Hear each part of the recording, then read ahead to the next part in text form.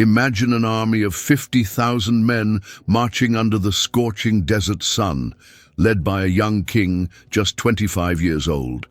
On the other side stands a colossal empire with an army 4 times larger, ready to crush any threat that dares to challenge it.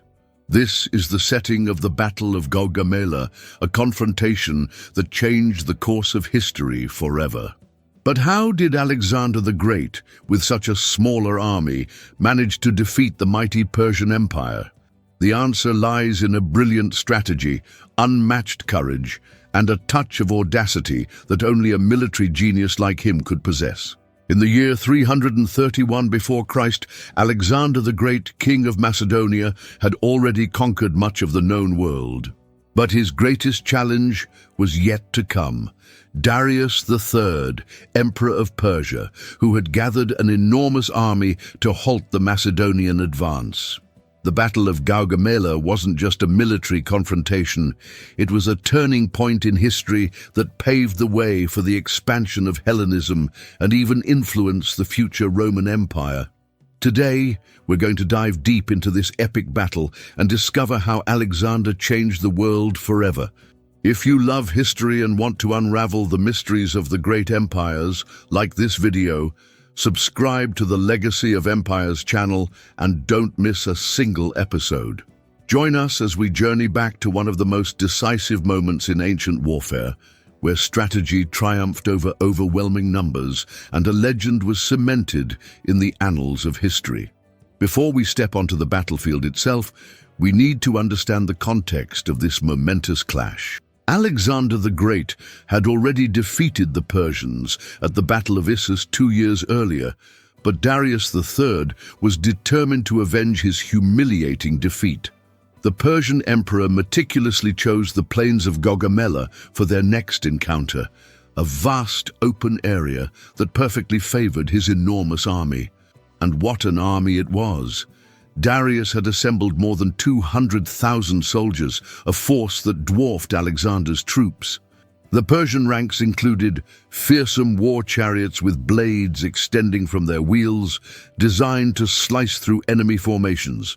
They even brought elephants to the battlefield, massive beasts that could trample entire units and strike terror into the hearts of soldiers who had never faced such creatures.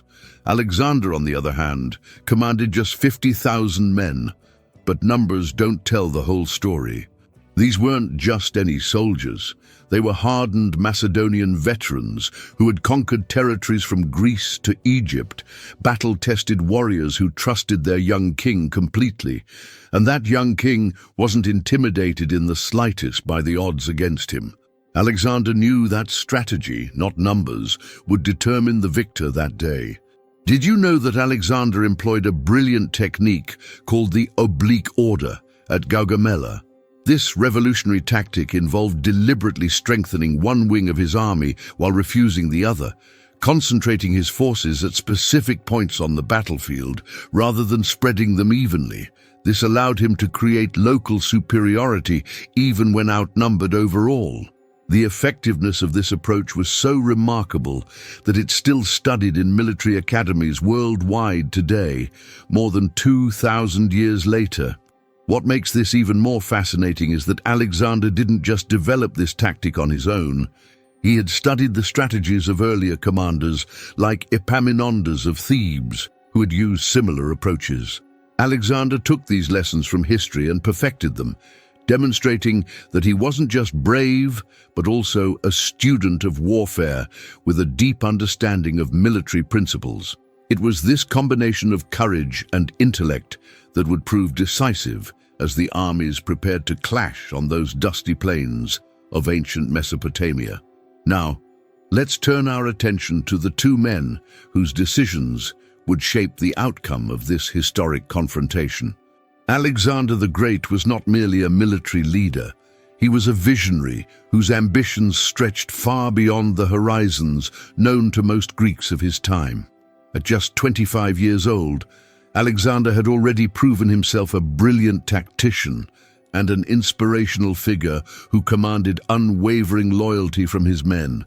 What made Alexander so extraordinary was his personal approach to leadership. He rode into battle alongside his soldiers, sharing their dangers and hardships. He slept in the same conditions, ate the same food, and endured the same long marches. There are countless stories of Alexander leading the most dangerous charges himself, being first over city walls and suffering wounds that would have killed lesser men. His soldiers didn't just fight for him, they would have died for him because they knew he would do the same for them. Alexander also possessed a remarkable intelligence that allowed him to adapt to any battlefield situation. Trained by the philosopher Aristotle from a young age, he applied his brilliant mind to warfare with devastating effect. He could analyze terrain, anticipate enemy movements, and improvise new tactics in the heat of battle, all qualities that would prove decisive at Gaugamela. Darius III, on the other hand, was in many ways Alexander's opposite. As the great king of Persia, he commanded the resources of the largest empire the world had ever seen. He was certainly powerful, but his leadership style couldn't have been more different from Alexander's. While Darius wasn't a coward, no coward could rule the Persian Empire. His approach to battle was far more removed and ceremonial. Persian tradition dictated that the king command from a position of honor at the center of his army, often from an elevated war chariot that made him visible to his troops, but also kept him somewhat separate from the fighting. This wasn't just personal preference, it was deeply ingrained in Persian military culture. The king was seen as semi-divine, too precious to risk in direct combat, and the entire empire would collapse if he fell. What's fascinating is that Darius had learned this lesson the hard way. At their previous encounter at the Battle of Issus 2 years earlier, Alexander had specifically targeted Darius himself, nearly capturing the Persian king who was forced to flee the battlefield.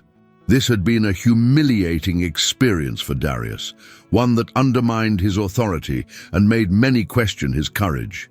This fundamental difference in leadership style, Alexander leading from the front, sword in hand, while Darius commanded from his ornate chariot surrounded by bodyguards, would prove crucial to the outcome at Gaugamela. One inspired through personal example, the other through the weight of imperial authority. And as the two massive armies faced each other across the dusty plain, these contrasting approaches to leadership would be tested in the most dramatic way possible. Alexander knew that confronting the massive Persian army head-on would be nothing short of suicide. With the Persians outnumbering his forces 4-1, a conventional approach would have spelled disaster for the Macedonians. But Alexander was far from a conventional general. On the night before the battle, while Darius kept his troops awake fearing a night attack, Alexander allowed his men to rest deeply, a small detail that would later prove crucial as stamina became a factor in the scorching heat. When dawn broke over Gaugamela, Alexander unveiled a brilliant tactical maneuver that would be studied for millennia to come. He began by deliberately shifting his entire army toward the right flank, moving at an angle away from the Persian left. This seemingly strange movement forced Darius to react by extending his lines further to prevent being outflanked. As the massive Persian formation stretched to adjust, gaps inevitably began forming in their previously solid line. Exactly as Alexander had anticipated, then came one of the most audacious moments of ancient warfare. As the feared Persian war chariots thundered forward, their wheels fitted with razor-sharp blades designed to cut down infantry, Alexander ordered his men to do something that must have seemed insane at the time. Instead of forming a defensive wall, the Macedonian phalanx simply parted like water, creating lanes for the chariots to pass through harmlessly. The soldiers then attacked the chariots from behind as they passed, neutralizing what should have been one of Persia's most devastating weapons. This was a perfect example of Alexander's genius. He had drilled his men extensively for this very scenario based on intelligence about Persian war machines. Rather than fear these terrifying weapons, his soldiers executed their unusual orders with perfect discipline, showing the incredible trust they placed in their young king's unconventional tactics. But Alexander's masterstroke was yet to come. While the Persian army's attention was focused on these initial maneuvers, Alexander personally led his elite companion cavalry in a devastating charge aimed directly at the heart of the Persian formation. This wasn't a random attack. Alexander had identified exactly where Darius himself was positioned at the center of his army and drove his horsemen like a spear aimed at the Persian king's heart. This charge required perfect timing. Alexander had deliberately created a gap in the Persian lines through his earlier movements, and now he exploited this weakness with ruthless precision. The companion cavalry, considered the finest mounted unit in the ancient world, followed their king into what must have seemed like certain death, plunging deep into the enemy formation like a dagger. What's truly remarkable is that Alexander understood something fundamental about Persian military culture: the supreme importance of the king's presence on the battlefield. By targeting Darius directly, he wasn't just aiming to kill or capture one man, he was striking at the very command structure and morale of the entire Persian host. So did you know that Alexander's military techniques are still studied in military academies around the world today? If you're enjoying this deep dive into ancient military genius, like this video, share it with your history-loving friends, and subscribe to the Legacy of Empires channel for more incredible stories from the ancient world. And tell us in the comments, what do you think was Darius III's biggest mistake in this battle? Was it his choice of battlefield, his leadership style, or something else entirely? The battlefield at Gaugamela erupted into chaos as Alexander and his elite companion cavalry smashed through the Persian lines and thundered directly into the heart of their formation. Imagine the scene. Thousands of the world's finest horsemen, led by their golden-armored king, cutting a bloody path through the enormous Persian army like a hot knife through butter. The noise was deafening, the clash of weapons, the screams of the wounded, the battle cries in a dozen languages, all swirling together in a tempest of violence. As Alexander's cavalry penetrated deeper, they finally approached the ornate royal chariot where Darius III himself stood. For a brief, history-altering moment, the two kings locked eyes across the battlefield, one leading from the front, covered in dust and blood, the other watching in growing horror as his carefully constructed battle plan collapsed around him. What happened next would echo through the centuries and forever tarnish Darius's reputation. Seeing Alexander's unstoppable advance and fearing for his life, the Persian great king made a fateful decision. He turned and fled the battlefield. The man who commanded the resources of the largest empire on earth, who had spent months preparing this massive army and carefully selecting this battlefield, abandoned his men in their moment of greatest need. According to ancient accounts, Darius's chariot driver was killed during Alexander's charge, forcing the king to take the reins himself as he retreated. Some historians suggest this may have been used as a face-saving excuse, but regardless of the exact circumstances, the psychological impact was devastating. The sight of their king's royal standard moving away from the battle sent shockwaves through the Persian ranks. What had been a disciplined, if stretched, battle line rapidly descended into complete disarray. The Persian soldiers, seeing their divine ruler abandon them, lost all will to fight. What began as isolated pockets of men breaking formation soon became a general retreat, and then a full-scale rout. The massive numerical advantage the Persians had enjoyed became meaningless as panic spread through their ranks like wildfire. Meanwhile, Alexander's Macedonians, who had endured the initial Persian onslaught and executed their king's unconventional tactics perfectly, saw their enemy beginning to crumble. Sensing imminent victory, they surged forward with renewed vigor, pressing their advantage with ruthless efficiency. The disciplined Macedonian phalanx, with its deadly forest of 18-foot sarissa spears, advanced steadily, while Alexander's cavalry harried the fleeing Persians from all sides. A fascinating detail from ancient accounts tells us that as some Macedonian units pursued the fleeing Persians, others had to pivot quickly to deal with a crisis on their left flank, where Persian and Indian cavalry had briefly broken through to threaten the Macedonian camp. This moment reveals how close even the most decisive victories can come to disaster, and how Alexander's well-trained officers could respond to threats even without direct orders from their king. By nightfall, the outcome was clear. The Battle of Gaugamela hadn't just secured Alexander another victory, it had shattered the Persian Empire's ability to resist his advance. With Darius fled and his army scattered to the winds, the great Persian capitals of Babylon, Susa and Persepolis lay open before the Macedonian king. The richest empire in the world was now his for the taking. This decisive moment didn't just change the course of a single campaign, it altered the entire political landscape of the ancient world. The Persian Empire, which had dominated the Near East for 2 centuries, would never recover its former glory. Alexander's victory at Gaugamela marked not just the triumph of a brilliant military commander, but the beginning of a new era in world history, an era that would be defined by Greek culture and Alexander's visions spreading throughout the known world. With the Persian army scattered and Darius in flight, the aftermath of Gaugamela revealed just how completely Alexander had shattered the world's greatest empire. The road to the Persian heartland now lay wide open before him, and Alexander wasted no time in seizing this unprecedented opportunity.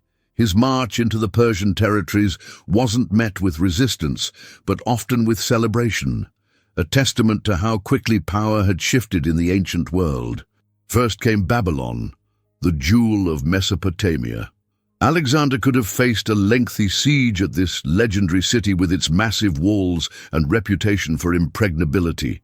Instead, the Babylonians threw open their gates and welcomed him with strewn flowers and gifts, recognizing that a new era had dawned. The priests of Marduk, the city's patron deity, actually proclaimed Alexander as the rightful king, a stunning legitimization that helped secure his position as more than just a foreign conqueror. What's fascinating is that Alexander showed remarkable political wisdom in these moments. Rather than destroying Persian institutions or imposing Greek officials everywhere, he often retained local governors and respected ancient customs. This pragmatic approach would become a hallmark of his empire-building strategy and helped explain why his conquests proved so lasting. Next fell Susa, where Alexander captured the main Persian treasury. The wealth he found there defies modern comprehension. One ancient account claims he seized 120,000 talents of gold and silver, a sum so vast that it would take 15,000 mules and 5,000 camels to transport it. To put this in perspective, a single talent could pay a skilled worker's wages for 9 years. The influx of this Persian wealth into the Greek world would transform economies and societies for generations. But it was at Persepolis, the ceremonial capital of the Persian Empire, where Alexander made his most symbolic statement. After allowing his troops to plunder this magnificent city and seizing its tremendous riches, Alexander reportedly set fire to the grand palace complex. Ancient sources disagree about his motivations.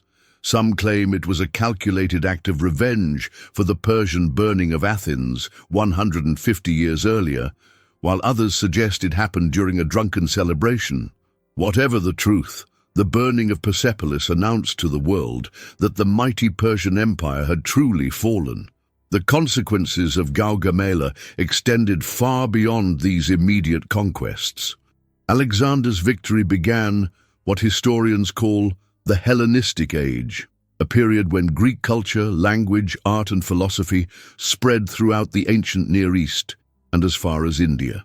New cities bearing Alexander's name sprang up across the conquered territories, with Alexandria in Egypt becoming one of the most important cultural centers in the ancient world. This cultural fusion would influence countless future civilizations. Greek ideas mingled with Persian, Egyptian, and Indian traditions, creating vibrant new forms of art, literature, and scientific inquiry. The foundations of what would later become Roman imperial administration were first established in Alexander's conquered territories. Even religious concepts evolved and merged. The syncretic gods and philosophical systems that emerged during this period would later influence early Christianity. Perhaps most significantly, the world became more connected than ever before. Trade routes that had previously been controlled by rival powers now fell under a single administration. Greek became the common language of commerce and scholarship across thousands of miles, allowing ideas to spread with unprecedented speed. Concepts as fundamental as coinage standards and architectural principles became standardized across vast regions. All of this stemmed from that single decisive day at Gaugamela. Had Alexander been defeated, had Darius stood his ground, the entire course of Western and Middle Eastern history might have unfolded completely differently. Rome might never have risen to dominance. Judaism and later Christianity might have developed along entirely different lines. The very languages we speak today might have evolved from different roots. In many ways, we still live in a world shaped by the consequences of Alexander's victory at Gaugamela, a battle that truly changed the course of human history. Alexander the Great died young, at just 32 years of age, struck down not by an enemy's sword, but by a fever in Babylon. After conquering most of the known world, the young king who seemed invincible on the battlefield succumbed to illness or possibly poison, a mundane end for a life so extraordinary. Yet while his body may have perished, Alexander's legacy has proven truly immortal, echoing through the centuries and continuing to shape our world in ways both obvious and subtle. What makes Alexander's legacy so enduring? First and foremost were his military innovations. The combined arms approach he perfected at battles like Gaugamela, using infantry, cavalry, and specialized units in perfect coordination, became the template for warfare for centuries to come. Roman generals studied his tactics closely, and even modern military academies still analyze his campaigns for their strategic brilliance. The very concept of maneuver warfare, of winning through superior mobility and concentration of forces rather than through sheer numbers, owes much to Alexander's example. Perhaps even more significant was Alexander's grand vision of a unified world. In an age when most people identified strictly with their city, state, or tribe, Alexander dreamed of something revolutionary. A world where Greek and Persian, Egyptian and Bactrian could live together under common laws and institutions. At his famous mass wedding ceremony at Susa, he arranged marriages between his Macedonian officers and Persian noblewomen, and he himself married Darius's daughter. He adopted elements of Persian court ceremony and dress and recruited Persian soldiers into his army, actions that scandalized many of his Greek compatriots but revealed his truly global mindset. This vision was centuries ahead of its time. While Alexander's empire fragmented after his death, the concept of universal citizenship would later be embraced by Rome and eventually influence modern notions of human rights and international law. His belief that different cultures could learn from each other rather than merely conquering or being conquered planted seeds that would flower in later eras. What's particularly fascinating about Alexander is how quickly he became legendary. Within his own lifetime, stories of his exploits were already being embellished, and after his death, an entire body of literature called the Alexander Romance spread throughout Europe, the Middle East, and Asia. In these tales, Alexander fights dragons, visits the bottom of the sea in a glass diving bell, and even ascends to heaven in a chariot pulled by griffins. He appears in the Quran as Dhul Qarnayn, a righteous ruler who built a wall to protect people from Gog and Magog. Buddhist texts mention him, as do medieval European romances. Few historical figures have captured the human imagination so completely across so many different cultures. Even Alexander's physical appearance became iconic. His distinctive hairstyle and the upward gaze attributed to him in sculptures influenced how rulers portrayed themselves for centuries. Roman emperors, Hellenistic kings, and even some modern leaders have deliberately evoked Alexander's image to connect themselves with his charisma and success. But perhaps Alexander's most profound legacy was the Hellenistic civilization that flourished in his wake. The fusion of Greek and Eastern cultures created an unprecedented flowering of art, literature, philosophy, and science.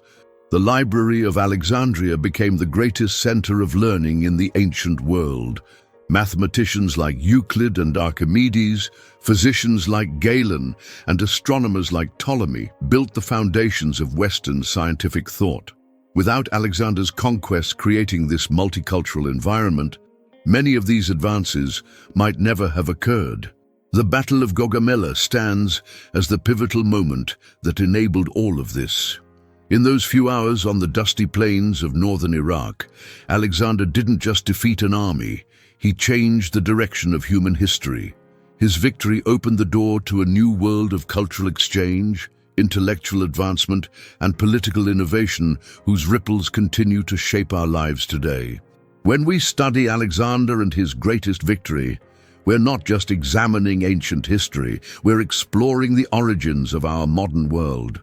The young king who led his cavalry in that audacious charge toward Darius could never have imagined how his actions that day would echo through the millennia. But echo they have, making Alexander truly deserving of the title history has bestowed upon him, the Great. The Battle of Gaugamela stands as a timeless testament to how audacity, brilliant strategy, and inspiring leadership can overcome even the most overwhelming odds. Alexander the Great didn't just defeat an empire that day, he fundamentally altered the course of human civilization, creating a legacy that continues to echo through the corridors of history down to our modern world. What's truly remarkable about this pivotal moment is how razor-thin the margin between victory and defeat actually was. Had Alexander's timing been off by even a few minutes, had his cavalry charge faltered, or had his phalanx broken under pressure, the entire history of Western civilization might have unfolded very differently. And perhaps most intriguingly, what if Darius III had stood his ground that day? What if the Persian king had chosen to fight alongside his men rather than flee the battlefield? Would Alexander's charge have succeeded against a Persian army with unbroken morale? Would Greek culture have spread throughout the ancient world as it did? Would Rome have risen to dominance without the Hellenistic foundation that Alexander laid? These fascinating what-ifs remind us that history often hinges on individual moments of courage or cowardice, on split-second decisions made under unimaginable pressure. Alexander's victory at Gaugamela wasn't just a triumph of numbers or equipment, but of vision, adaptability, and sheer force of will, qualities that continue to define great leadership in every era.